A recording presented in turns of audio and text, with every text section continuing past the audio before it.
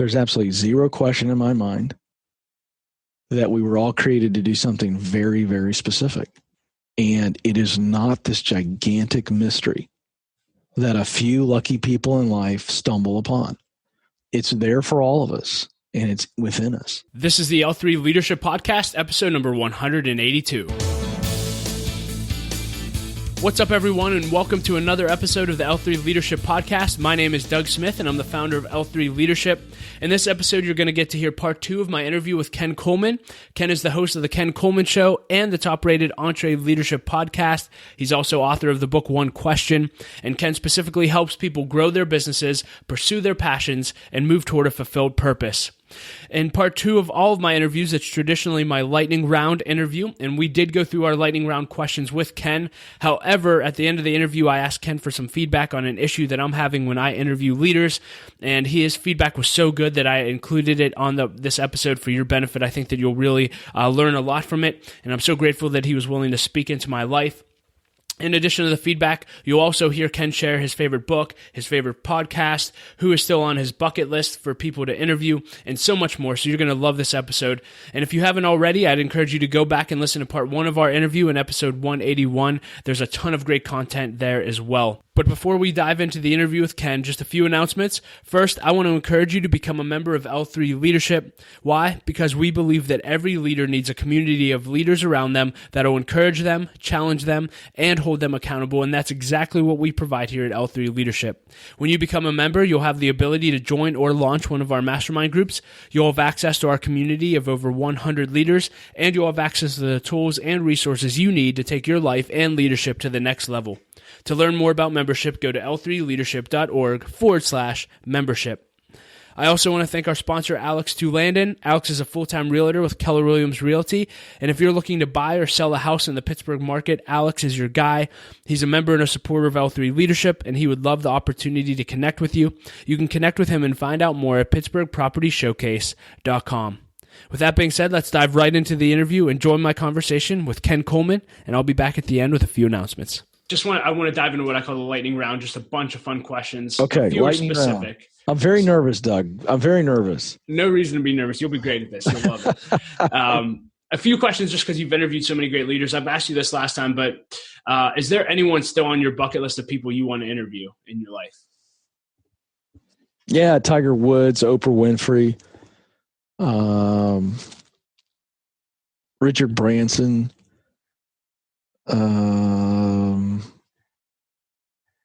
Michael Jordan.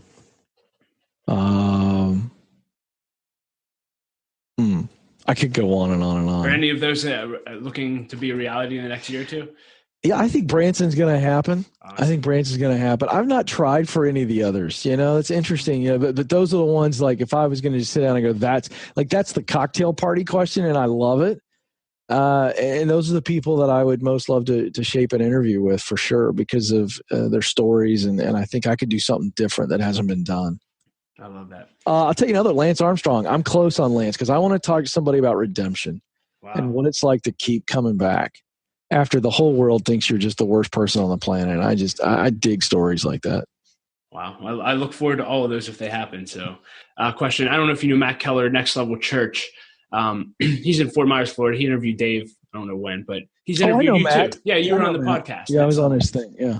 Yeah. So he gave me great feedback on interviewing people once. He said, hey, so you have so many questions, and sometimes you're so focused on getting to the next question that it sounds like you're not really listening to the speaker, and you miss opportunities to go deeper. Mm-hmm. I find that personally when I'm interviewing people, one, that is true. So that was great feedback, but I'm horrible at the in-between transitions. I usually say like, oh, that's great. Next. I mean, I don't know how much you paid attention in our interview. Mm-hmm. How do you handle transitions to next questions or next thoughts? Mm-hmm. I just feel like I'm horrible at that. Well, do you listen to me on Entree Podcast or anything like that? Yeah. Yeah, just go back and next time you listen, give a listen, not maybe for the content, but listen to how I talk in between questions. So that's the best way for me to answer your question is actually like pay attention to how I do it. But how I do it is I'm always tying in the answer. If it's a follow-up question, then I tie in the answer they just gave to what I'm about to do. So the bridge goes from, okay, I'm trying to think how I would say it. Okay, I would say something like this. Okay, I want to stay here for a moment. You just said this. And so I kind of quickly take the listener back into the moment that they just heard. And then I bridge into the follow-up question. So it's real smooth. It's just kind of this boom, boom, boom, boom, boom. It's seamless. Okay, I want to stay here. Here's why I want to stay here. You just said this. And then boom, here's the follow-up question. When there's not a follow-up question and you're moving on to the next thing, it's just as simple as moving right into the question. You don't have to say, oh, that's really good. Or, oh, okay, I love that. And then like reset. I notice you do that every time. Yeah. So, it's not bad, but you asked me for feedback. Yeah. I want it. Yeah. You got a crutch where you're just kind of going, okay, good. And I need to say something. And now I'm going to reset. And I think if we went to lunch, you probably wouldn't be that way. Right. So you got to do an interview just like you would have a conversation. And part of that is you got to go back and listen, and it's tough to do, but you got to listen to yourself and then pause and go, okay, how could I have been more conversational there? So for you, think about the listening experience. Like, you don't have to say anything empty. You could just, I answer the question and you go, I want to move into boom, or here's one thing, just ask the question. Like, you don't have, there is no rules for this. And I think what you have to do as the interviewer is say, how do I best fade away in the interview? Like, how do I disappear? Yeah. I guess I feel so much pressure in that, it's probably a tenth of a second that I'm like, I have to say something. And, okay, so good. Let's focus on that for a second. So you really have, that pressure you feel to say something is coming from a fear. What's your fear? Just call it out. What's your fear? That there'll be dead space, or that I really don't know. I've never. It's not dead space. It's not dead space. What's your fear?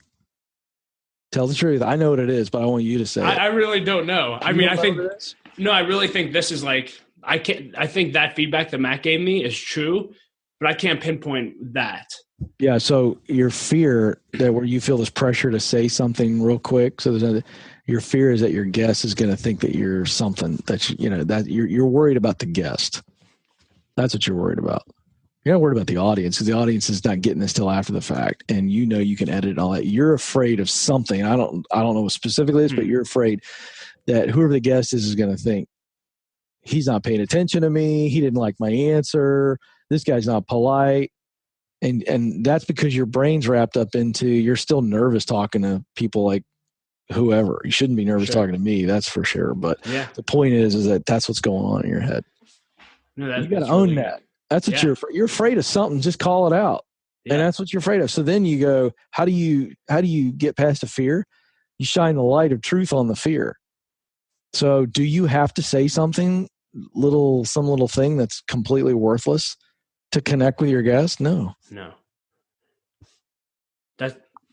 Thank you for that. Yeah, man, absolutely. I get it. I've been there.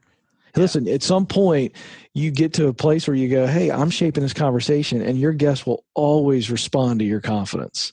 Yeah. I think I'm getting there. I think for me, I'm so, again, kind of what Matt said, I'm so dependent on the question and the format that I have together. And my confidence is in that, in the question. And so when I don't have a question, the insecurities pop up. What if I go somewhere dumb, or what if? Yeah. Well, I got your questions right here. And so this is a great little outline for you, but all this is this gives you freedom to actually listen to me and riff. Because if your nerves hit you and you go, oh crap, what's my next question? It's right here. You go to this. Yeah. How about just listening and going, oh, what do I think my audience liked out of that answer? Is there something that I think I should follow up there? Did I learn something? Let me tell you by the way, this was one of your questions you didn't ask me, and I thought it was your best question. And this actually do you want me to ask it right now? I'll throw it in. Well, I didn't know you were going to ask me for tips, but I'm going to tell you. You said, what is the best feedback you've given or received when it comes to interviewing? And the best feedback I have ever received, and I've had it from a lot of people, and Matt Keller was one of them, a megachurch pastor that you were just telling me about. But I've gotten this one a lot, and it's my favorite one, and it means the most to me. And it was this, that listeners can tell I'm learning alongside of them. Wow. Now, how do you think they feel that? They know. Yeah. They just feel it. They can sense that so the reason is because I'm not asking the next question on the sheet of paper. I'm diving into their answer. I'm wrestling with it. I'm adding a little insight to it. You've heard me do this 100 times. Yeah. Sometimes I don't even ask a question before I go, yeah, I wrote a couple of things down there. And I do in the Entre Studio. I'm writing stuff down and I'll say, I wrote these 2 things down. Is that right? And I'll put myself out there in a vulnerable position knowing they could go, well, no, who gives a crap? Right. Because it's not about me. I'm jiving, I'm hanging, I'm having a conversation with somebody who's really, really smart. And I'm supposed to be learning so that the audience can learn. So that's what's going on. So is your typical list of questions short? I mean, do you tend to stick in like hey, here's 5 questions that I at least want to get to, but I'm just going to see where the conversation goes? Or are you like me and have 3 pages? No, I don't do 3 pages anymore, but I used to, and I think what you're doing is good. But I'm at a point now where I go in and I have an idea of 3 to 5 max because I don't need them anymore because 50% of the interviews that I'm doing these days are completely extemporaneous because, and I'm just going to tell you, it's confidence. I'm at a point where I know I can listen and the best stuff is probably going to come from what they actually said to me. And I figure out a way to keep diving deeper on it and let's go deep down. I'm just drilling. So that comes after a lot of years. I mean, I would tell you thousands of interviews at this point. I don't know if it's thousands. I'd say 1,500. Yeah. I don't think that's an exaggeration. I don't want to say thousands, but a lot. And then multiply the hours to that in preparation plus performing the interview. So you get to a point where I'm so just chilling and having fun with it, and I'm confident to be able to listen. And so I don't need a question written. By the way, I don't write my questions out anymore. Even when I did like the Hershevik Summit interview, and the guy was like, "Oh my gosh, Ken, who are you? And, you're incredible." He kept saying it, and the audience is laughing. And I have an iPad up there that has 4 things written on it. Wow. They were just 4 topics. Like it kind of knew I wanted to cover this, and I knew that there were probably 2 or 3 things I'd cover on that topic. But again, I'm formulating the question right on the spot because I'm just looking at this guy. And to be honest with you, my pulse rate is so low that I really am not worried about the audience. The audience is like fun for me and it's exciting, but that comes with experience. It's not a talent issue. That's just a confidence issue. Yeah. So it's like Mackenzie sitting here. I'm sitting with her, and if I'm talking to her about something, I'm not like looking at a sheet of paper to ask her a question. Hi. I look at her in the eye, and I ask her a question. She gives me a response, and if she answered it, then I go, okay. And if it triggered another question, I ask her another question. I'm not trying to be obnoxious with this, but that's how an interview should go, just like you would have a conversation with somebody. So is that helpful? Oh, so helpful. So yeah. What is one belief or behavior that's changed your life? That God loves me, that he created me, and he has absolutely something specific that he wants me to do. Love it. If you had to write something on a billboard for everyone to read, what would it say? You matter, and you've got what it takes. That's how I close every radio show, by the way. That's phenomenal. What is the best purchase you've made in the last year for $100 or less? Dang, that's a good question.